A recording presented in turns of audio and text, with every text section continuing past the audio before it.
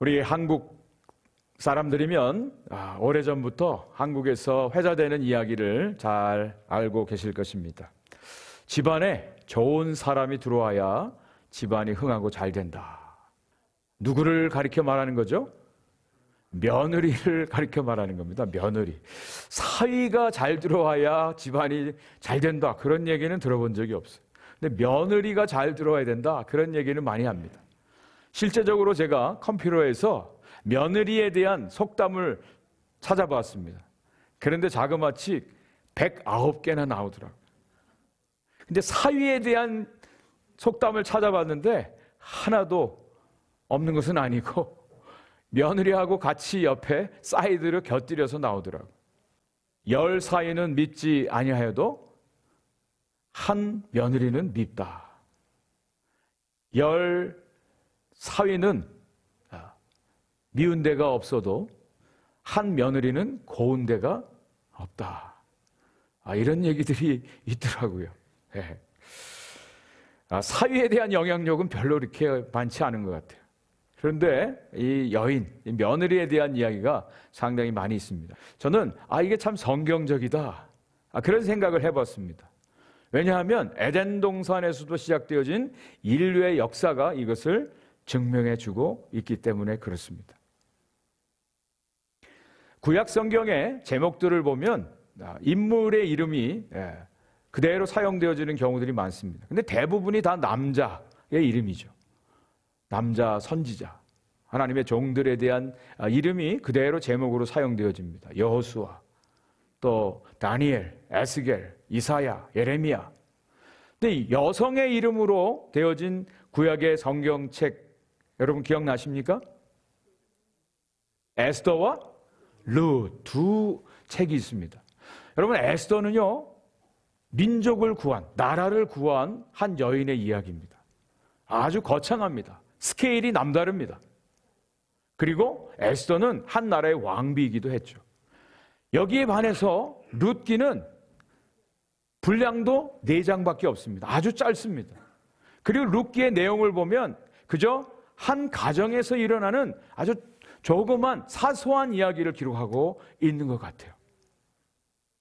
그런데 자세히 이 룻기를 우리가 읽으면서 묵상을 하다 보면 이 룻기가 그저 한 가정에서 일어난 작은 소시민적인 그런 이야기가 아니라고 하는 것을 우리가 발견하게 됩니다.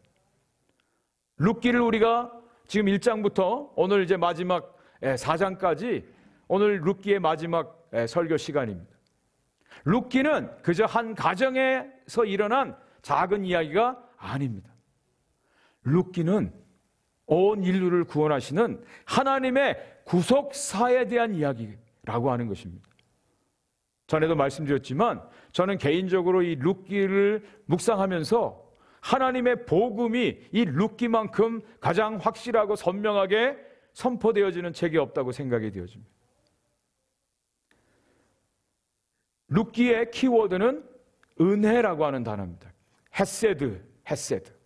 그리고 룻기 전체의 주제는 회복과 구원입니다. 한 개인, 한 가정, 절망 가운데 아무것도 없는 모든 상실 속에서 절망할 수밖에 없는 그런 삶 속에서 하나님의 회복이, 하나님의 구원이 어떻게 이루어지는가?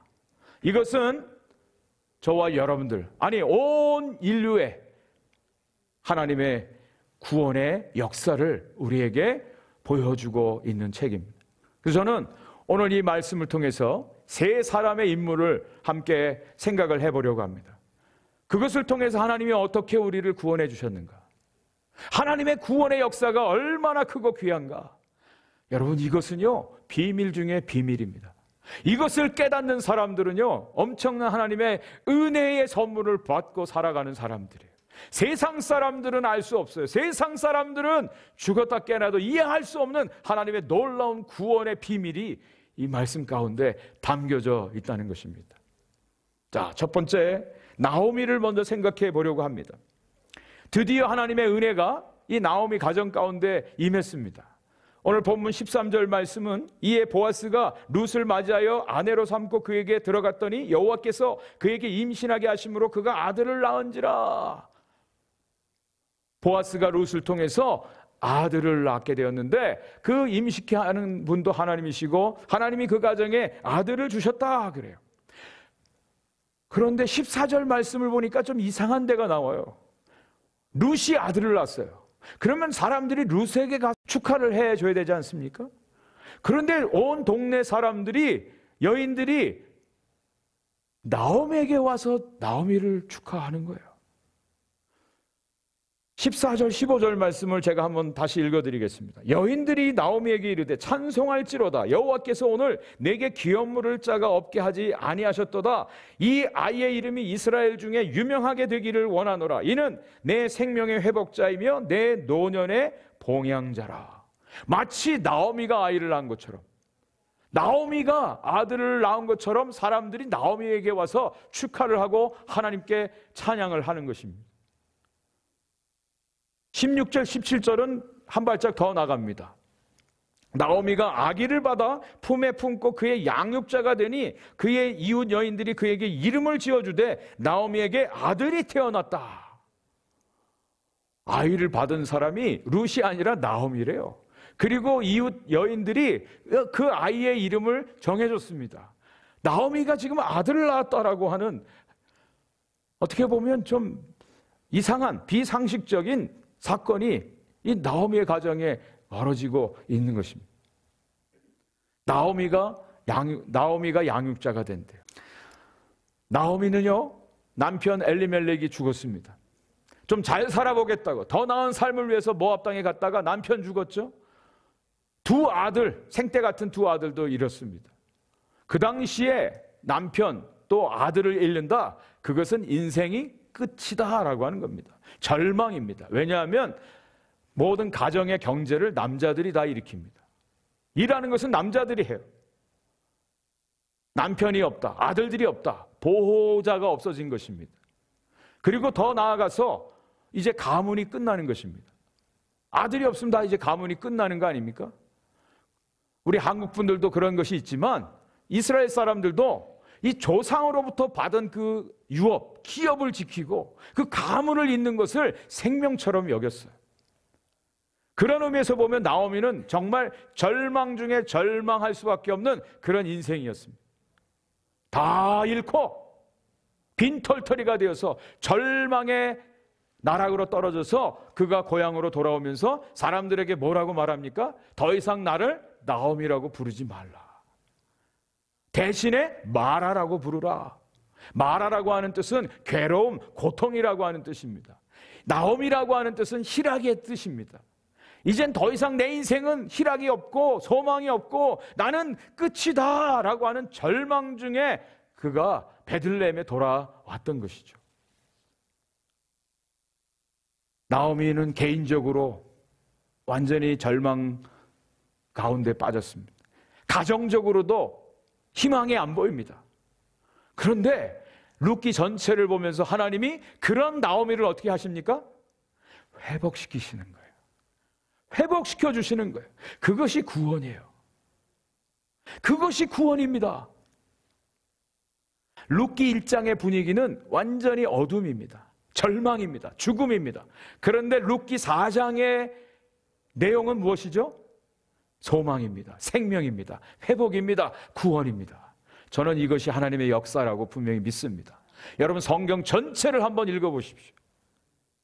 하나님이 당신의 형상으로 인간들을 만드셨어요. 가장 영광스러운 존재로 신의 형상을 담는 인간으로 하나님이 만들어 주셨는데 인간들이 범죄함으로 말미암아 타락하게 되어지고 원죄로 말미암아 사람들은 다 죽을 수밖에 없는 육체적으로 영적으로 죽음의 심판을 면할 수 없는 그런 존재들이 되었어요. 그런 인간들을 하나님이 성경 전체에서 주시는 메시지는 그런 절망 가운데 있는 인간들을 하나님이 당신의 방법으로 회복시키신다는 거예요. 구원해 주신다는 거예요. 이것이 성경 전체의 내용이에요. 이것이 복음입니다. 복음은요, 우리에게 소망을 줍니다. 복음은요, 절망 끝에 우리를 소망으로 이끌어 주십니다.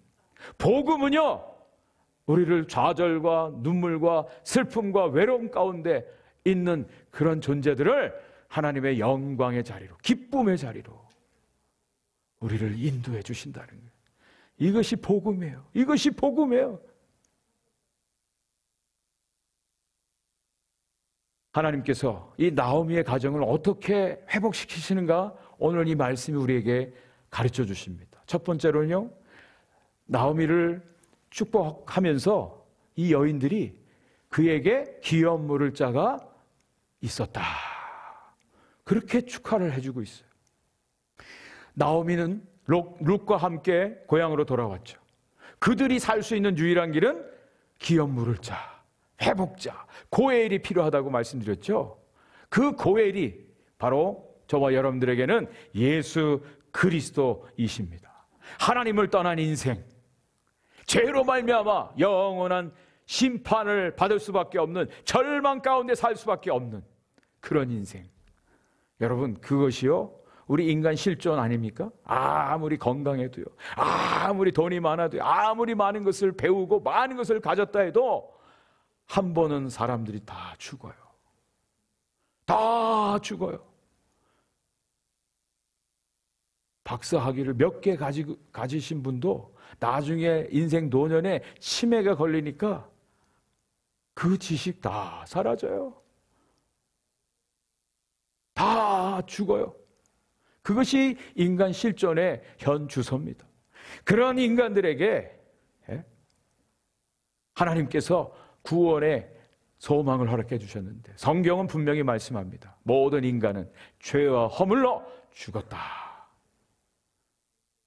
그리고 본질상 진노의 자녀라고 성경은 분명히 말씀합니다. 에베소서 2장 3절 말씀에, 전에는 우리도 다 그 가운데서 우리 육체의 욕심을 따라 지내며 육체와 마음에 원하는 것을 하여 다른 이들과 같이 본질상 진노의 자녀였더니, 본질상 진노의 자녀다. 진노를 피할 수 있는 방법이 없다는 거예요. 그것이 인간의 운명이라는 겁니다. 며칠 전에 제가 유튜브를 보면서 충격을 받은 영상이 하나 있습니다. 저 필라델피아의 켄싱턴이라고 하는 지역에 사람들이 길에 다니는데 다, 여러분 좀비 아세요? 좀비? 사람도 아니고 뭐 유령도 아니고 이상하게 걷기도 하고 이상하게 생긴 사람들, 좀비. 다 좀비처럼 이러고 다니는 거예요. 제대로 걷는 사람이 없어요. 한두 사람이 아니라 그 지역에 있는 사람 대부분이 그런 거예요. 누가 연출을 해서 연극하고 있는가 의심될 정도로 다 거기 있는 사람들이 그런 모습들이에요. 나중에 알고 보니까요, 그 지역은 다 마약 중독자들이 있는 거예요. 이전에 대학 교수도 있고 요리사도 있고 아주 훌륭한 사람들인데 다 마약 중독에 걸려서 거기 있는 사람들이 제대로 걷는 사람들이 없어요. 충격적인 영상이었어요. 그때 생각이요, 저 사람들이 살 수 있는 길은 어떤 것인가? 그곳에서 나와야죠. 그곳에서 나오는 길밖에 없어요. 마치 우리 모든 사람들이 죄와 허물로 진노를 피할 수 없는 그런 존재로 살아갈 수밖에 없는 인생의 모습들을 보는 것 같았습니다. 그런 가운데요, 우리 하나님께서 유일한 구원자를 우리에게 보내주셨어요. 그게 구원이라고 말씀드렸잖아요. 우리 인간 스스로가 구원할 수 있는 능력이 있고 우리 스스로 구원할 수 있다 그러면 구원자가 필요 없어요. 그런데 우리에게는 그런 힘이 없어요. 능력이 없어요. 하나님이 구원자를 보내주셨어요. 예수 그리스도 한 분, 유일한 구원자를 저와 여러분들에게 보내주셨습니다. 사도행전 4장 12절은 이렇게 분명히 말합니다. 같이 한번 읽어보겠습니다. 시작. 다른 이로서는 구원을 받을 수 없나니 천하 사람 중에 구원을 받을 만한 다른 이름을 우리에게 주신 일이 없느니라. 아멘. 믿으십니까? 오직 예수 그리스도 한 분, 그분만을 하나님이 우리에게 구원자로 주셨어요. 이것이 하나님의 구원 역사예요.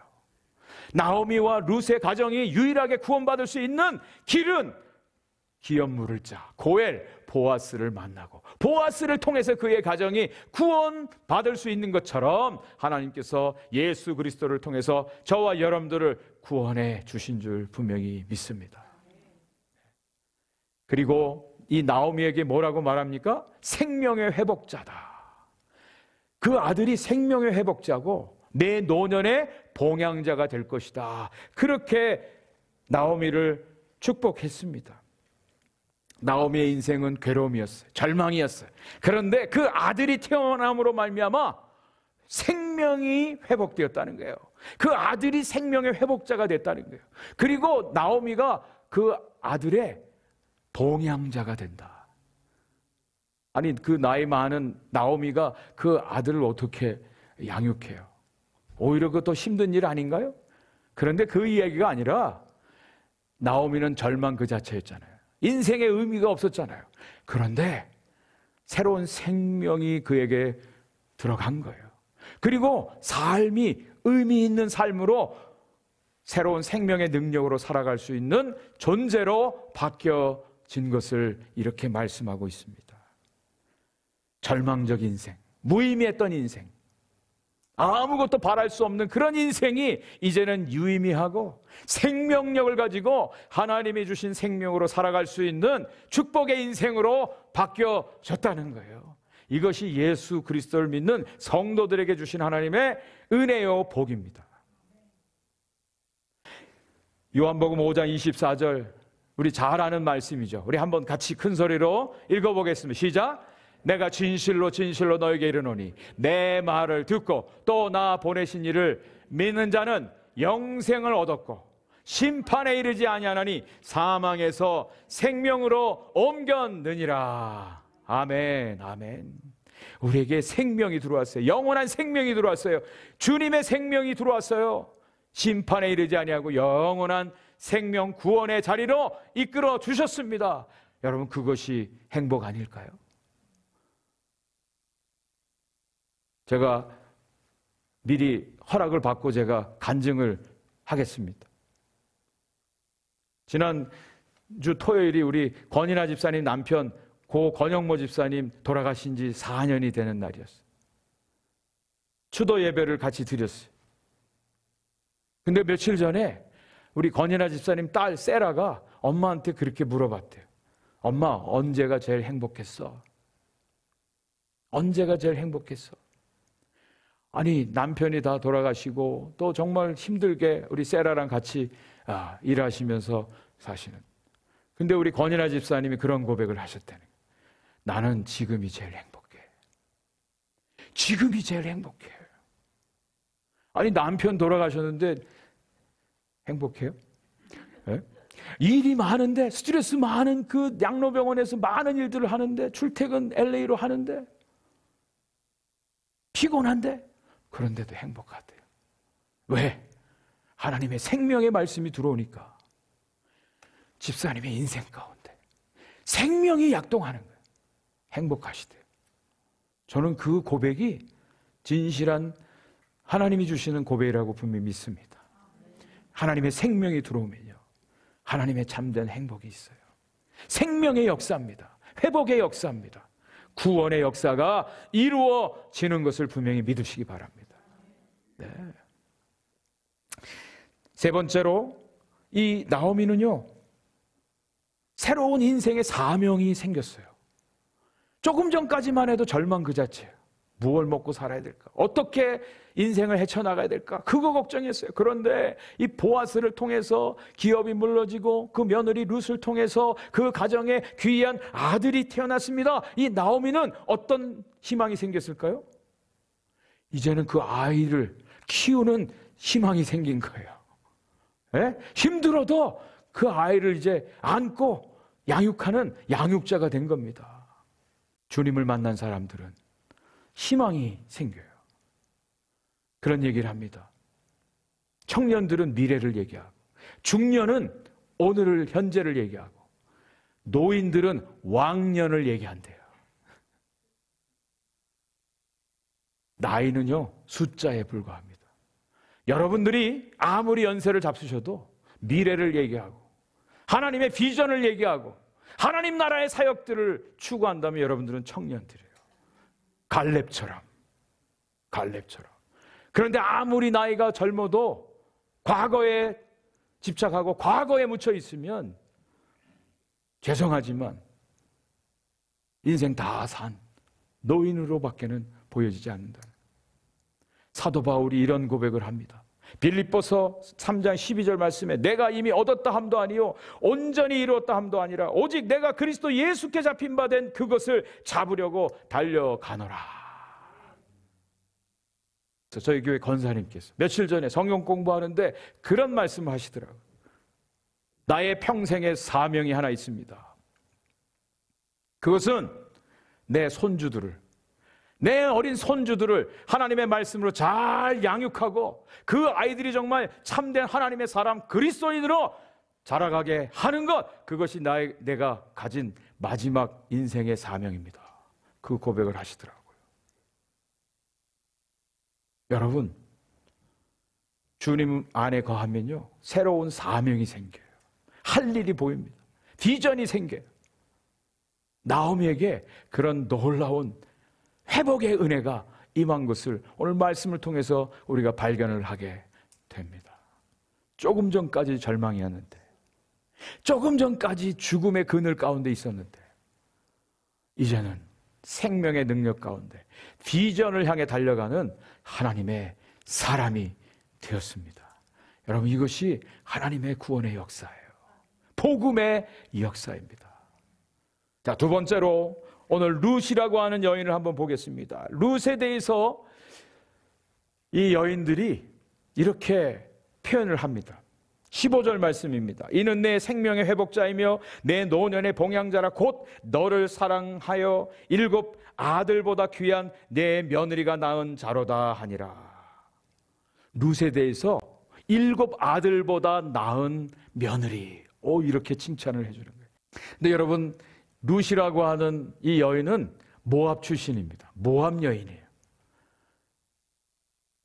성경에 보면 이스라엘 백성들이 아주 혐오하고 아주 룩다운하는 그런 몇몇 종족이 있어요. 그 중에 하나가 이 모압 사람들이에요.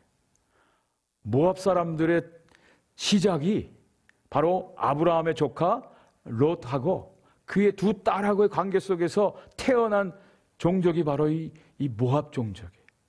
근친상간을 통해서 탄생한 종족이라는 거예요.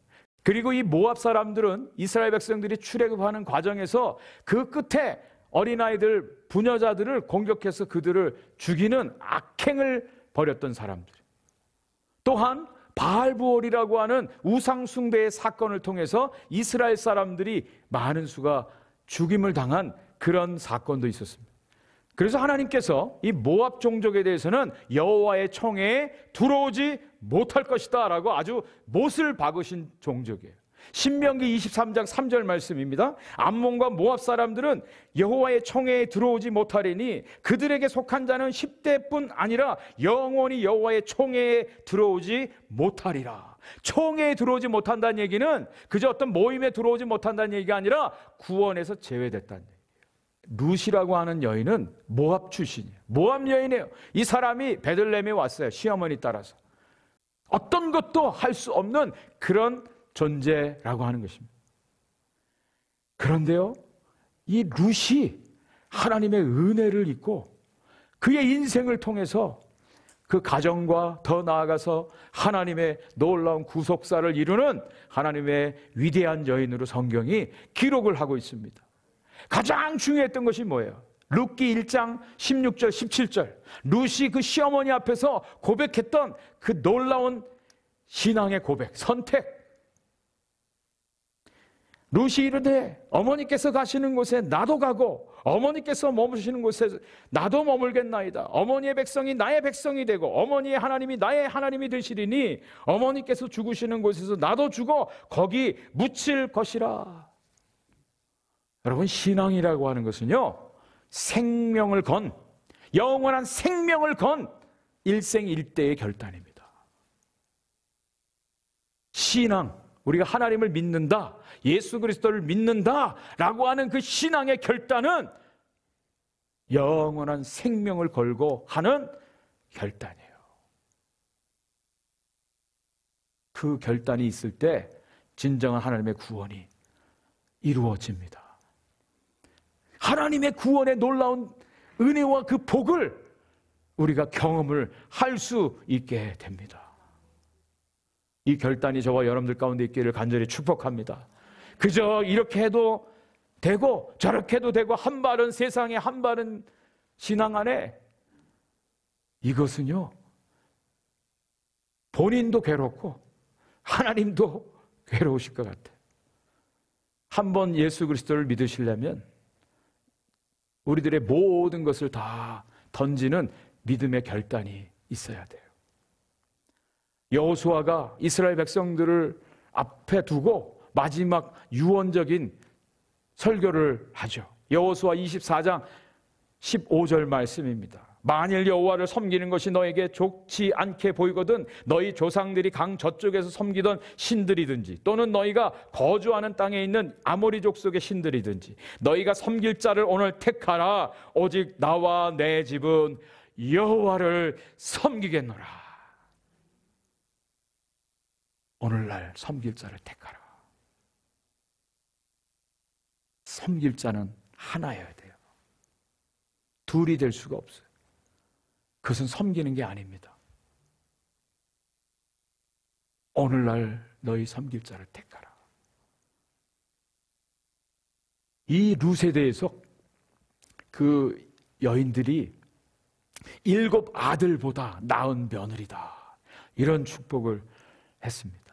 요즘 제가 이렇게 성도님들 대화하는 거 들어보면 아들 가지신 분들이 걱정이 더 많더라고요.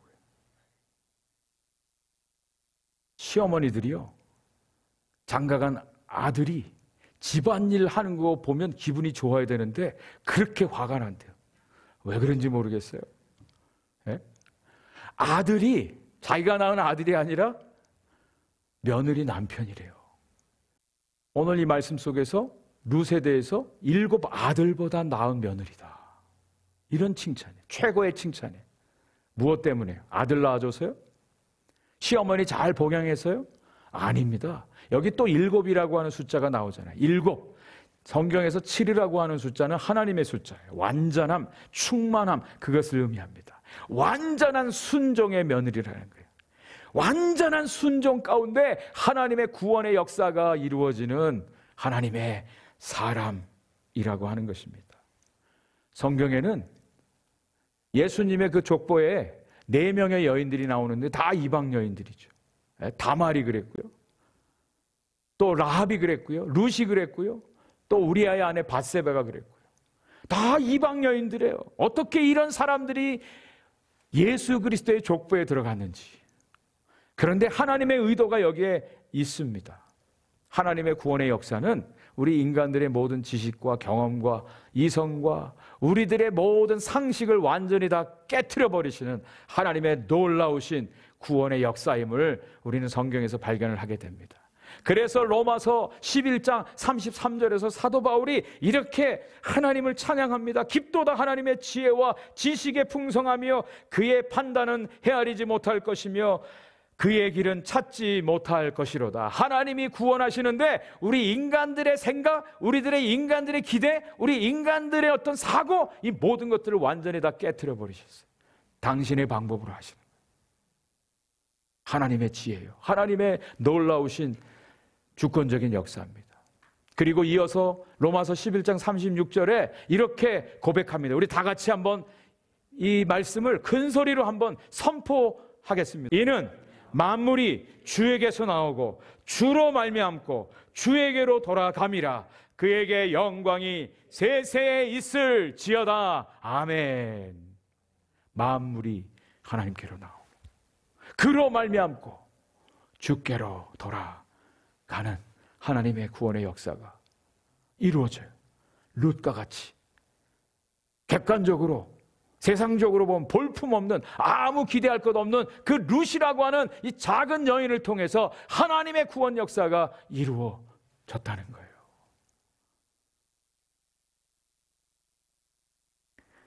프란시스 윌라드라고 하는 한 여성이 있습니다.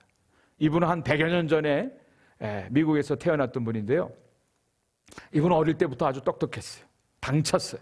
그래서 미래의 장래의 꿈이 정치가 아니면 성직자가 되는 거였어요. 이 윌라드라고 하는 이 여인이 19살 될 때 아주 중한 병에 걸렸어요.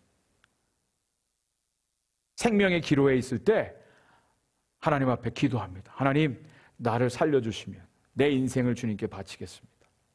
내 삶을 바치겠습니다. 그리고 열심히 공부했어요. 교육학을 전공했는데요. 노스 웨스턴 대학이라고 저 시카고 근방에 있는 아주 아이비 리그 하고 거의 비슷한 수준의 그런 대학입니다. 유명한 대학이에요. 이 대학을 졸업하고 교수가 되었습니다. 그리고 그의 나이 35살이 됐을 때 일생일대의 아주 중대한 선택의 기로에 서게 됩니다.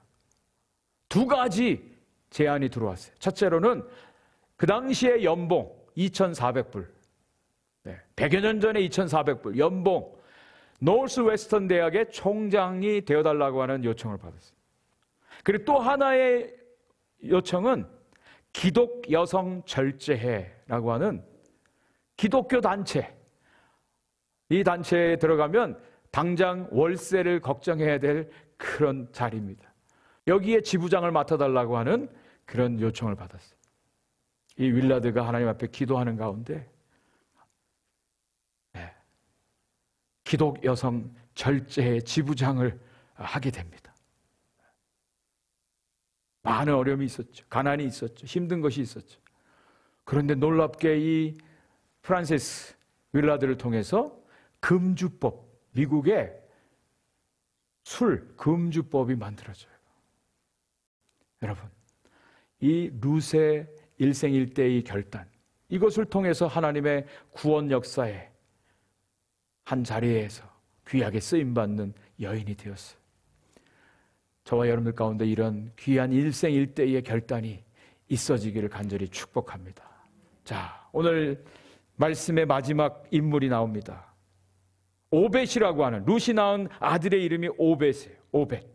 17절 말씀을 한번 읽어보겠습니다. 그의 이웃 여인들이 그에게 이름을 지어주되 나오미에게 아들이 태어났다 하여 그의 이름을 오벳이라 하였는데 그는 다윗의 아버지인 이새의 아버지였더라. 룻이 낳은 아들, 이름을 누가 지어줬다고요? 여인들이 지어줬대요.